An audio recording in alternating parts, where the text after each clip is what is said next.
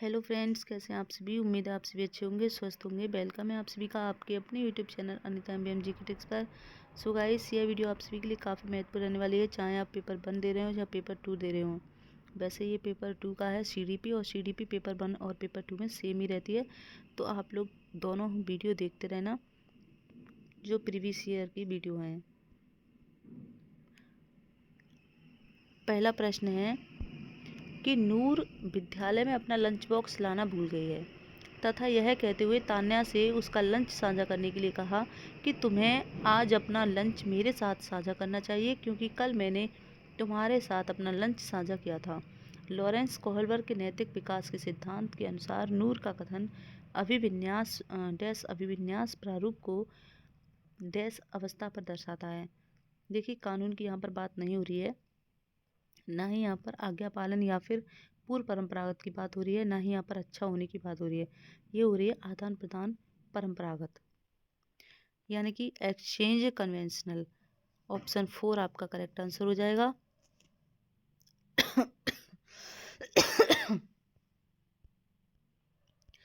अगला प्रश्न है, समाज में विभिन्न लिंगों के लिए उपयुक्त मानी जाने वाली प्रारूपिक विशेषताओं के बारे में जन सामान्य की अवधारणाओं को क्या कहते हैं।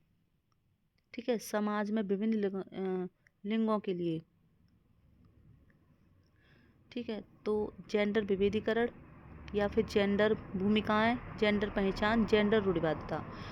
तो ये हो जाएगी जेंडर रूढ़िवादिताएं। ठीक है, यानी कि gender stereotypes. Option 4 correct answer हो जाएगा इसका।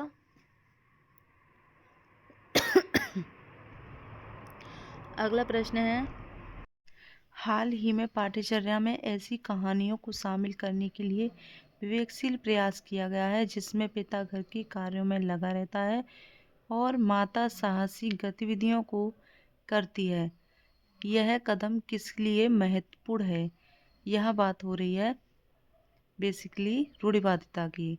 ठीक है, यह जेंडर पक्षपात को सशक्त बनाता है, तो नहीं है। यह जेंडर रूढ़िवादिता को समाप्त करता है, देखते हैं इसको।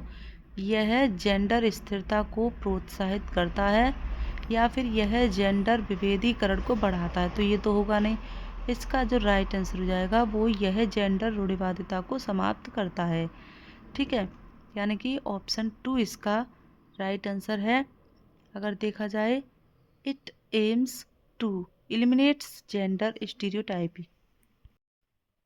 अगला प्रश्न है कि वाइगोत्स्की के अनुसार जब एक वयस्क बच्चे के निष्पादन के स्तर को सहयोग द्वारा विस्तारित करता है तो इसे क्या कहते हैं।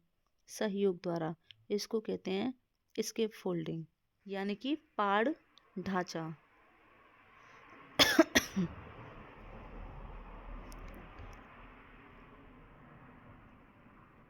ऑप्शन 3 हमारा इसमें राइट आंसर है। अगला प्रश्न है, जीन प्याजे के संज्ञानात्मक विकास के सिद्धांत के अनुसार परिकल्पित निगमनात्मक तर्क किस अवधि में विकसित होता है। तो यहाँ पर किसकी बात हो रही है, परिकल्पित निगमनात्मक।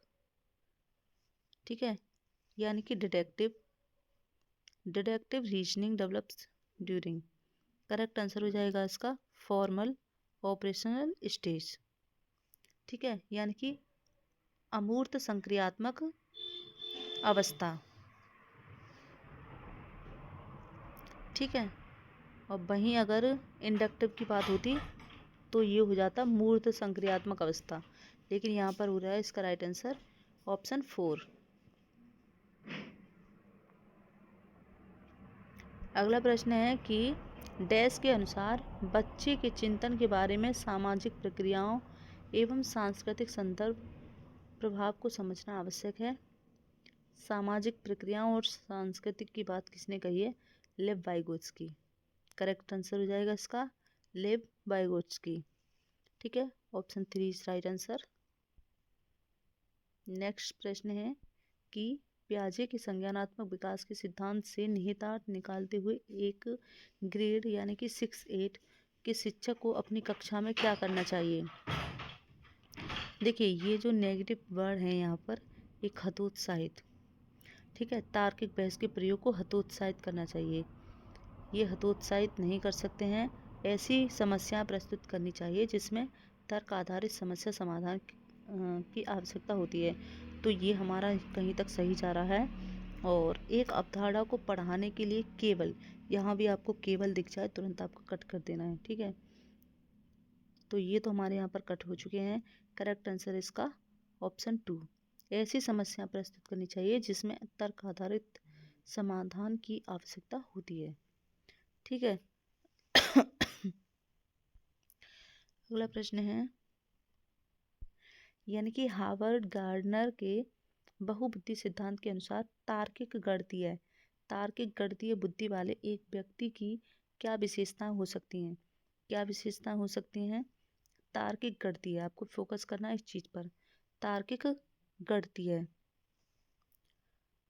ठीक है, यानी कि लॉजिको मैथमेटिकल इंटेलिजेंस। तो ध्वनि, ताल, शब्दों के अर्थ के प्रति संबंधित संवेदनशीलता या दृश्य स्थानिक परिवेश को सटीक रूप से ग्रहण करने की योग्यता या संगीत में, देखिए इसका राइट आंसर हो जाएगा, ये तो होगा ही नहीं, पैटर्न को खोजने की, तर्क की लंबी श्रृंखला को हल करने की क्षमता और संवेदनशीलता। करेक्ट आंसर हो जाएगा इसका पैटर्न। ठीक है, ये आपका राइट आंसर हो जाएगा ऑप्शन 4। ठीक, आप लोग देख पा रहे होंगे, पैटर्न को खोजने की एवं तर्क की लंबी श्रृंखला को हल करने की क्षमता और संवेदनशीलता इसका राइट आंसर है।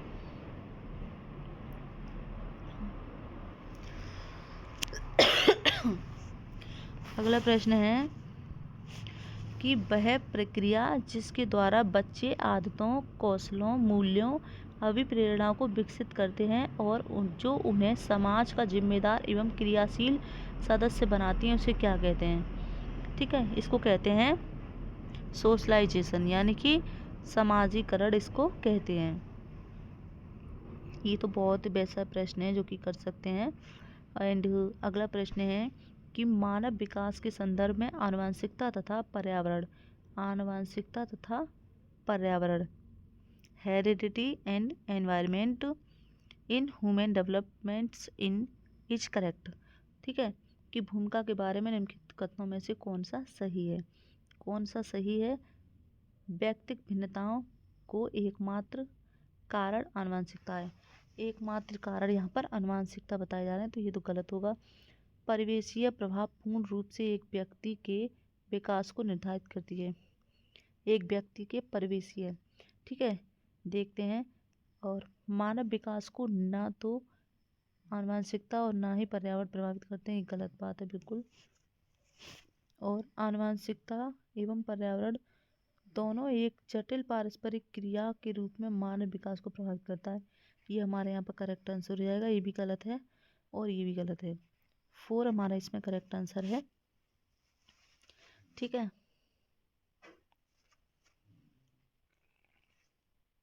अगला प्रश्न है, एक प्रगतिशील कक्षा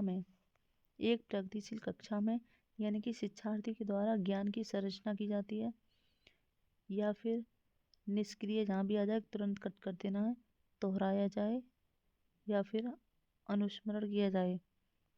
ठीक है, आपको राइट आंसर इसका ये मिल जाएगा, क्योंकि बाकी ऑप्शन ठीक नहीं बैठ रहे हैं। विद्यार्थी के द्वारा ज्ञान की संरचना की जाती है। ठीक है, अगला प्रश्न है कि सतत एवं समग्र मूल्यांकन में क्या शामिल है? सतत एवं समग्र मूल्यांकन में continuous and comprehensive evaluation includes, क्या इंक्लूड्स है इसमें? करेक्ट आंसर है इसका ऑप्शन 4, यानी कि विविध प्रकार की रणनीतियों का प्रयोग करते हुए दोनों संरचनात्मक एवं संकलनात्मक आकलन का प्रयोग करना। ठीक है, ना तो संरचनात्मक है ना संकलनात्मक, ये करेक्ट गलत है, ये भी गलत है, ये भी गलत हो जाएगा। करेक्ट आंसर हो जाएगा इसमें हमारा 4 बोथ। ठीक है, संरचनात्मक एवं संकलनात्मक। ठीक है, अगला प्रश्न है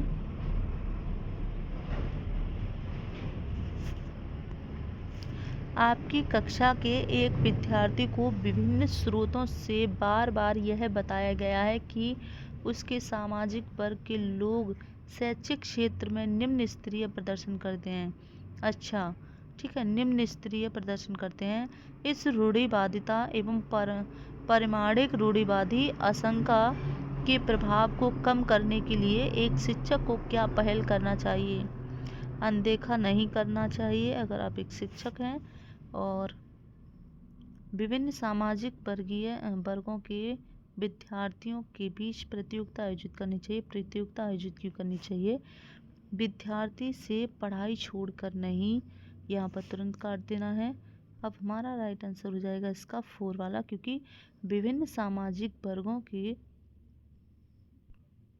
यानी कि विभिन्न सामाजिक वर्गों के रोल मॉडल से संबंधित कहानियों एवं उदाहरणों को प्रस्तुत करना चाहिए। बिल्कुल सही बात है, ठीक है। 4 हमारा इसका करेक्ट आंसर है। 14वां प्रश्न है कि एक समावेशी कक्षा में शिक्षक को क्या करना चाहिए? समावेशी शिक्षा में inclusive classroom a teacher should क्या करना चाहिए? इसमें यह विश्वास करना चाहिए कि प्रत्येक बच्चे में अपनी योग्यता एवं शक्ति के अनुसार सीखने की क्षमता होती है। ये बात बिल्कुल करेक्ट जा रही है यहाँ पर। अभी नेक्स्ट ऑप्शन देखते हैं। अशक्त अधिगमकर्ताओं के प्रति दया दिखानी नहीं है, ना ही सहानुभूति दया दिखानी है, और बच्चों को अपाहिज बच्चा, मंदबुद्धि आदि के रूप में वर्गीकृत करना चाहिए, या फिर केवल प्रतिभाशाली एवं योग्य व्यक्ति पर ध्यान देनी चाहिए। करेक्ट आंसर हो जाएगा ऑप्शन ए इसका, कि यह विश्वास करना चाहिए कि प्रत्येक बच्चे में अपनी योग्यता एवं शक्ति के अनुसार सीखने की क्षमता होती है। ठीक है, करेक्ट आंसर है इसका ऑप्शन ए।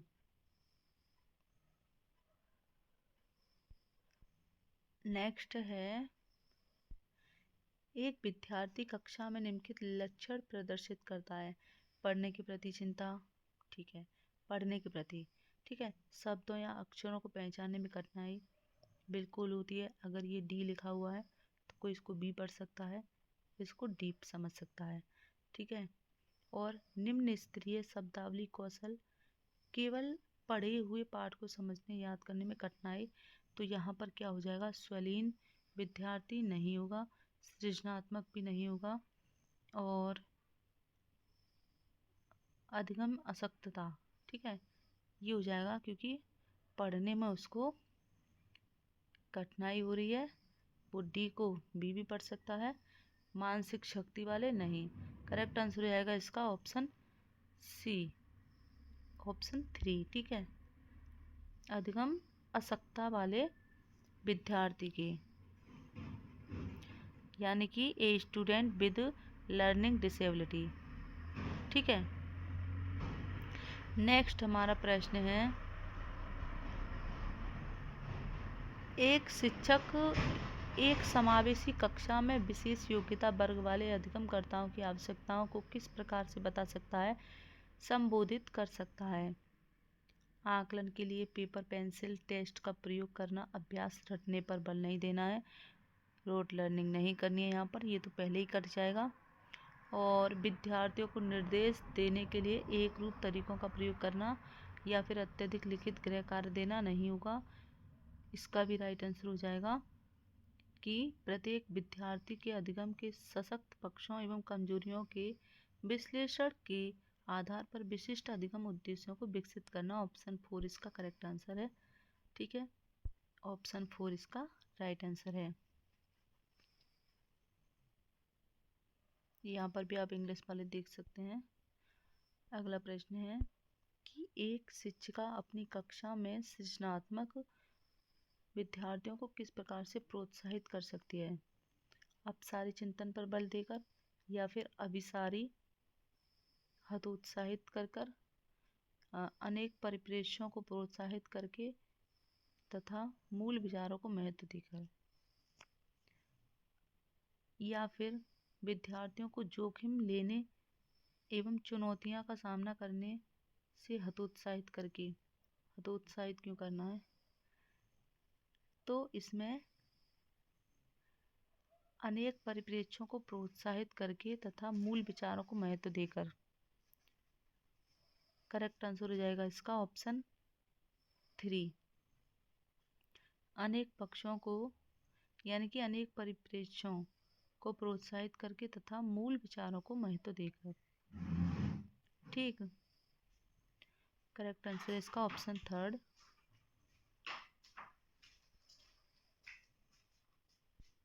नेक्स्ट है, निम्नलिखित में से कौन सा कारक कक्षा के सार्थक अधिगम का पक्ष लेता है।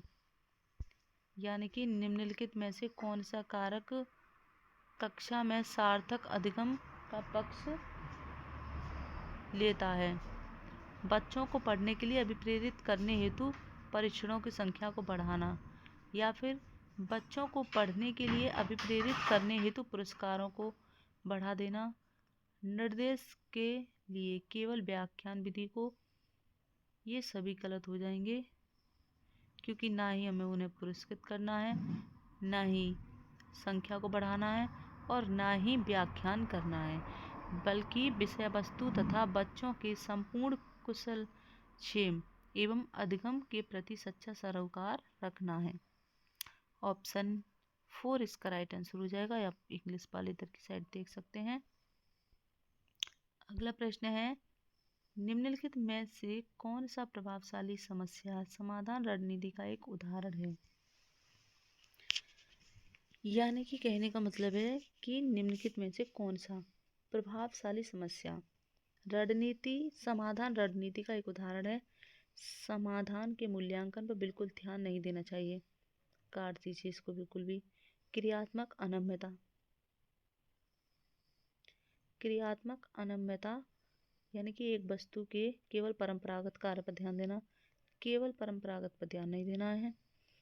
प्रतिक्रिया निर्धारण, समस्या प्रस्तुतिकरण के एक ही आयाम में सीमित रहना, साधन साध्य विश्लेषण, समस्या को अनेक उपलक्ष्यों में विभाजित कर देना। करेक्ट आंसर है, बिल्कुल राइट आंसर है इसका ऑप्शन 4। ठीक,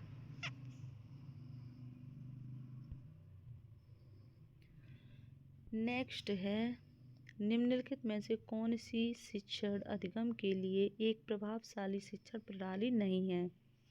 कौन सी नहीं है? तो बच्चों को अंतर्दृष्टि के द्वारा अनुमान लगाने के लिए प्रोत्साहित करना। अनुमान लगाने के लिए बिल्कुल करेक्ट आंसर हो जाएगा इसका। प्रयोग एवं पर्यवेक्षण होना चाहिए, संवाद एवं परिचर्चा होनी चाहिए, और दिए गए ज्ञान को दोहराने पर केंद्रित होना चाहिए। दोहराना नहीं है बिल्कुल भी। करेक्ट इस आंसर इसका यही हो जाएगा 4। अगला प्रश्न है, शिक्षक कक्षा में पढ़ने में ध्यान न देने वाले बच्चों से किस प्रकार का बर्ताव कर सकता है। तो बच्चों को कक्षा से बाहर जाने के लिए या फिर डांट कर बार बार और उनसे बात करके तथा उनकी अरुचि का कारण जानने की कोशिश करना, उन्हें गृह कार्य के रूप में अत्यधिक वर्कशीट देकर। बिल्कुल भी नहीं है, ये सब कट जाएंगे, बाकी ये करेक्ट आंसर हो जाएगा। ठीक है, एटलीस्ट बात तो करनी चाहिए कि क्यों वो ऐसा बर्ताव कर रहा है। अगला प्रश्न है कि संरचनावादी उपागम बताता है कि डैश ज्ञान की संरचना के लिए अत्यंत आवश्यक है। ज्ञान की संरचना के लिए आवश्यक है विद्यार्थी का पूर्व ज्ञान, अनुबंधन, दंड, यंत्रवत याद करना। तो ये तो होगा नहीं, ना ही पनिशमेंट होगी, ना ही कंडीशनिंग होगी। करेक्ट आंसर होगा विद्यार्थी का पूर्व ज्ञान। ठीक है, अगला प्रश्न है कि बच्चे अनेक घटनाओं के बारे में सहजानुभूत सिद्धांत की संरचना करते हैं। इस पृष्ठभूमि में एक शिक्षक को क्या करना चाहिए। एक शिक्षक को क्या करना चाहिए? संवाद के द्वारा बच्चों की इन अवधारणाओं को चुनौती देनी चाहिए। देखते हैं, बच्चों की खारिज नहीं करना है, अनदेखा नहीं करना है, तुरंत काट देना है आपको। इस तरह के कोई भी नेगेटिव पॉइंट मिले, करेक्ट आंसर हो जाएगा इसका 4। आगे भी देखने की कोई ज़रूरत ही नहीं है जब यहाँ पर ये सब देखने को मिल रहे हैं। ठीक है, आप पेपर को इस तरह से अच्छे से कर सकते हैं, टाइम बच सकता है इन चीज़ों से। संवेग एवं ज्ञान के बीच किस प्रकार का संबंध होता है? एक दूसरे से स्वतंत्र हैं, तो स्वतंत्र तो होते नहीं, आप सभी को पता है ये चीज़। एक दिशीय संवेग ज्ञान को प्रभावित करते हैं? नहीं। एक दिशीय ज्ञान संवेगों को प्रभावित करते हैं, तो यहाँ पर करेक्ट आंसर हो जाएगा द्विदिशीय। ठीक है, द्विदिशीय दोनों के बीच एक गतिशील पारस्परिक क्रिया होती है। ठीक है, दोनों एक दूसरे को प्रभावित करते हैं। करेक्ट आंसर हो जाएगा ऑप्शन 4। अगला प्रश्न है, निम्नलिखित में से कौन से कारक अधिगम को प्रभावित करते हैं? तो विद्यार्थी की अभिरुचि, अभिरुचि देखकर ये मत कहना कि उसको रुचि नहीं है, अभिरुचि यानी कि रुचि, विद्यार्थी की रुचि, और विद्यार्थी का सांवेगिक स्वास्थ्य, और शिक्षा शास्त्रीय रणनीतियाँ, विद्यार्थी का सामाजिक एवं सांस्कृतिक संदर्भ। करेक्ट आंसर हो जाएगा इसका सभी। ठीक है, क्योंकि ये तो आंतरिक हो जाएंगी, क्योंकि विद्यार्थी की अभिरुचि उसकी रुचि है, और सांवेगिक स्वास्थ्य ये तो खुद आंतरिक हो जाएंगी उसकी, लेकिन बाहरी जो होंगी वो शिक्षा शास्त्रीय और सामाजिक सांस्कृतिक होंगे। ठीक है, प्रभावित करेंगे। करेक्ट आंसर हो जाएगा इसका ऑप्शन 4। नेक्स्ट है कि निम्नलिखित में से क्या ज्ञान के सार्थक संरचना की प्रक्रिया के लिए एक महत्वपूर्ण पहलू है? ठीक है, तो बार बार ये काट देना, स्मरण करना, पुरस्कार दंड की बात होती नहीं है। उद्दीपन प्रतिक्रिया इसमें आएगा नहीं, क्योंकि व्यवहारवादी का आपने पढ़ा होगा, स्टिमुलस का। और ये सामाजिक पारस्परिक क्रिया, इसका करेक्ट आंसर हो जाएगा सोशल इंटरेक्शन। ठीक है, option A is right answer. Next है, जब विद्यार्थी पुरस्कार पाने की इच्छा से बार बार गतिविधि को करने का निर्णय लेते हैं, यानी कि पुरस्कार पाने की इच्छा होती है उसकी, पुरस्कार पाना चाहता है। ठीक है, जैसा कि एक प्रयोग का नियोजन एवं संचालन करना, जो कि प्रत्यक्ष रूप से उस गतिविधि से संबंधित नहीं है, जैसा कि एक स्टार या बैज प्राप्त करना, एक स्टार या बैज प्राप्त कर रहा है, ऐसी स्थिति में क्या संभावना उत्पन्न होती है? ठीक, यहाँ पर अधिगम के प्रति भौतिकवादी अभिवृत्ति का विकास देखते हैं। इसको समझने के लिए, अधिगम से आनंद प्राप्त करना, आनंद कहाँ प्राप्त कर रहा है? उसको तो प्राइज पाने की इच्छा है, पुरस्कार प्राप्त करने की। पुरस्कार के बिना भी उस गतिविधि में लगे रहना, तो पुरस्कार के बिना कहाँ लग रहा है वो? अन्य लोगों को खुश करने के लिए ऐसा नहीं कर रहा है, अन्य लोगों को खुश करने के लिए कार्य करने की बजाय स्वयं की निपुणता के लिए उद्देश्य निर्धारित नहीं कर रहा है, उसको पाना है पुरस्कार।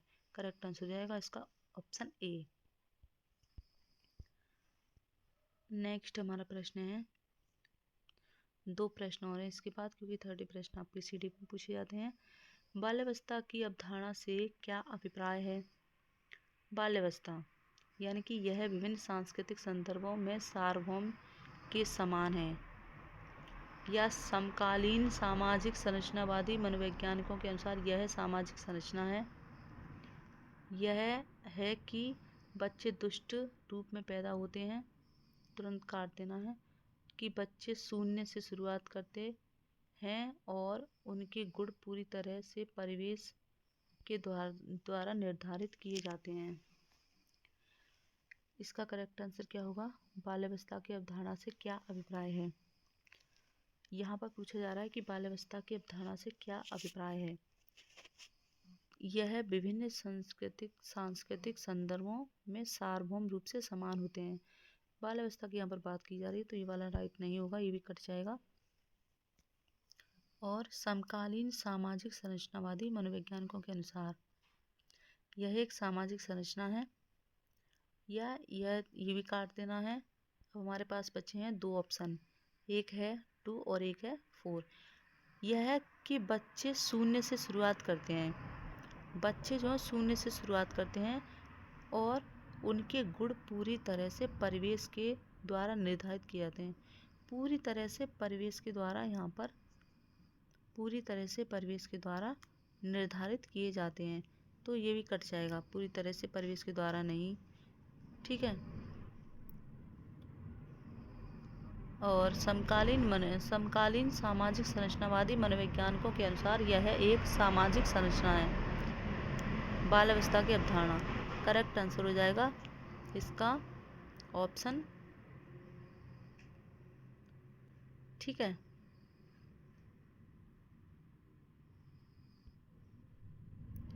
नेक्स्ट प्रश्न है, निम्नलिखित में से कौन सी मध्य बाल्यावस्था की विशेषता है? मध्य बाल्यावस्था की विशेषता कौन सी है? शारीरिक वृद्धि एवं विकास बहुत तेज गति से होता है। मध्य बाल्यावस्था में शारीरिक वृद्धि एवं विकास बहुत तेज गति से होता है। अमूर्त रूप से सोचने तथा वैज्ञानिक तर्क का प्रयोग करने की योग्यता विकसित होती है। अमूर्त रूप से सोचने, वैज्ञानिक तर्क।